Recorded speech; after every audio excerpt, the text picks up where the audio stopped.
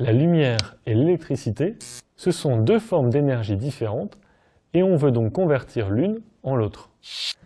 Un faisceau lumineux est constitué de grains de lumière qu'on appelle des photons et l'énergie lumineuse, c'est donc l'énergie des photons.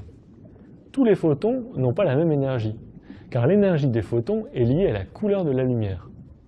Par exemple, un photon violet est 2 fois plus énergétique qu'un photon rouge.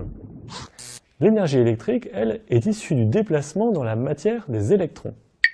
Dans un semi-conducteur, il existe 2 types d'électrons.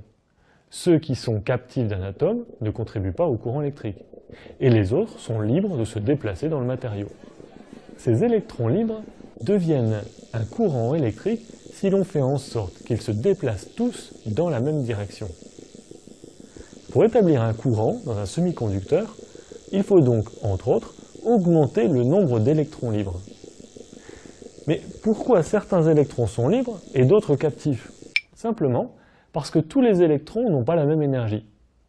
Un électron captif d'un atome n'a pas l'énergie nécessaire pour se libérer de l'atome et contribuer au courant électrique.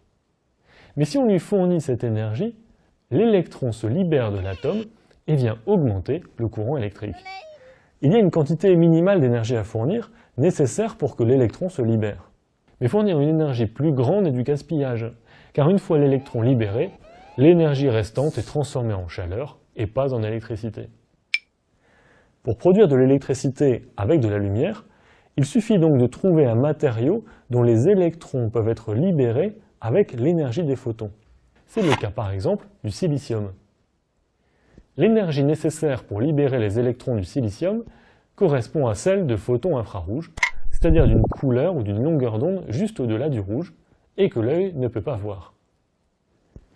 Si l'on envoie de la lumière infrarouge sur du silicium, il produit donc de l'électricité. C'est le principe des panneaux photovoltaïques.